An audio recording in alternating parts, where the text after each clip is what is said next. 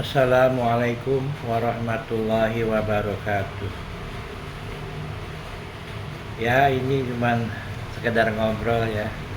Aku bukan lagi ceramah. Sekarang manusia makin aneh. Yang mudah dibuat jadi sulit, yang sulit digampangin. Mau gimana lagi? Manusia makin banyak. Udah bingung semuanya. Rakyat jelata nggak tahu lagi gimana harus menafkahi keluarganya, hidupnya. Kadang-kadang orang jujur, orang yang punya kualitas, orang yang berpotensi disingkirin. Ya kan?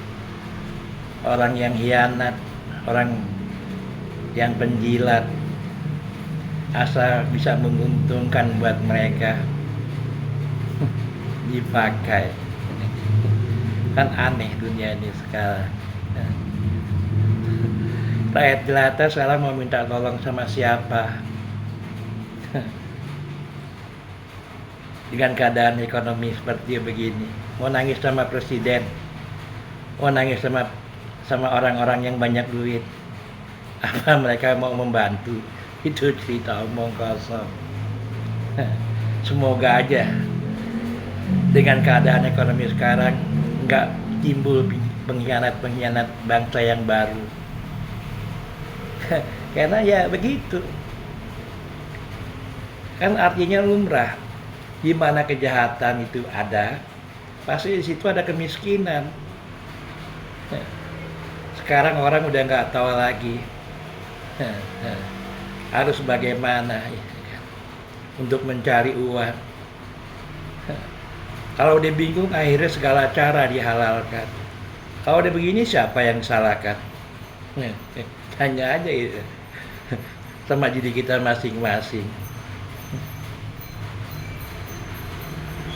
Memang hidup berat, tapi jangan menganggap sesuatu itu menjadi berat. Karena kembali pada pikiran dan hati kita sendiri.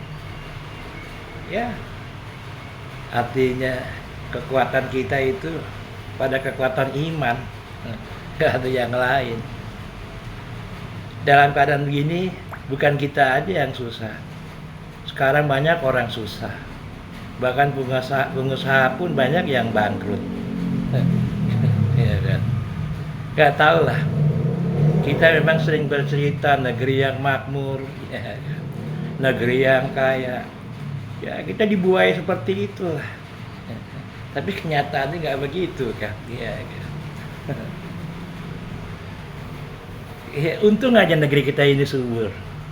Seandainya negeri bangsa ini atau rakyat ini nggak punya duit, masih bisa hidup. Karena ya tadi saya bilang tanahnya subur, gunungnya penuh dengan vitamin, ya kan, yang bisa menumbuhkan segala sesuatu untuk kehidupan.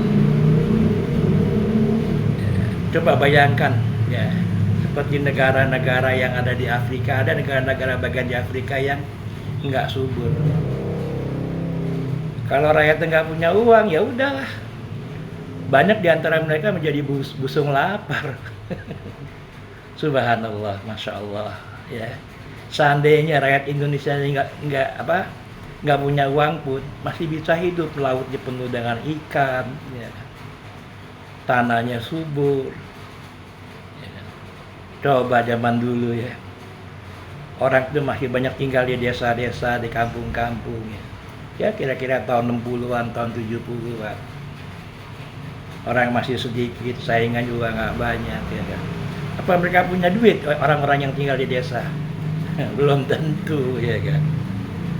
Mereka cuma makan dari hasil kebun.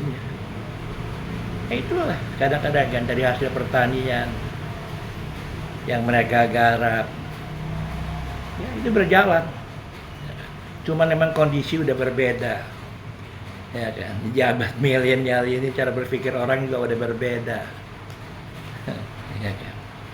Karena berpikir udah beda, akhirnya kebutuhan makin tinggi.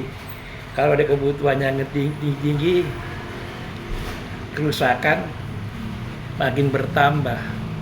Jangan pikir kalau teknologi itu berkembang semuanya akan jadi baik. Ya.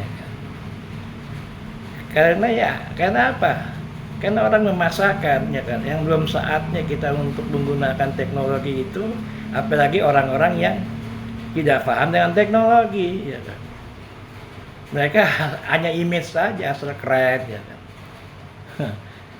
Kebutuhan-kebutuhan yang tidak pada fungsinya. Ya, saya hanya berharap ya, bangsa ini menjadi cerdas, ya kan.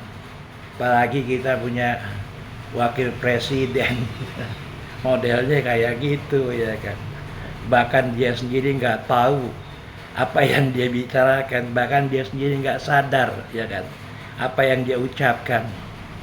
Dia janjikan dia memberikan 19 juta lapangan kerja kepada bangsa Indonesia. Saya hanya dengar-dengar aja ketawa. Apa dia mampu? Seorang profesor aja belum tentu mampu, apalagi anak model kayak begitu, ya kan. Kan membuai namanya, membodohkan, ya kan. Ini pembodohan. Kita hanya bisa melihat, hanya mendengar, ya kan, ucapan dia. Masya Allah, ya kan. Dia udah berjanji pada bangsa Indonesia memberikan 19 juta, ya kan, lapangan kerja. Mulut dia nanti akan terbakar sendiri, ya kan, oleh api. Dia yang memulai menyalakan api, dia juga yang harus mematikan api itu. Itulah hidup. Dia pikir bangsa ini udah makin lama semakin buruk. Enggak lah. Memang perut kita lapar, tapi kita nggak bodoh. Kita tahu. Cuman kita nggak bisa berbuat apa-apa. Ya. Entahlah. Saya hanya bisa berdoa. Semoga bangsa ini dilindungi oleh Allah. Ya. Dari kezaliman-kezaliman, ya. Penguasa-penguasa yang nggak bertanggung jawab kepada rakyatnya. Hanya itulah yang bisa saya sampaikan. Wassalamualaikum warahmatullahi wabarakatuh.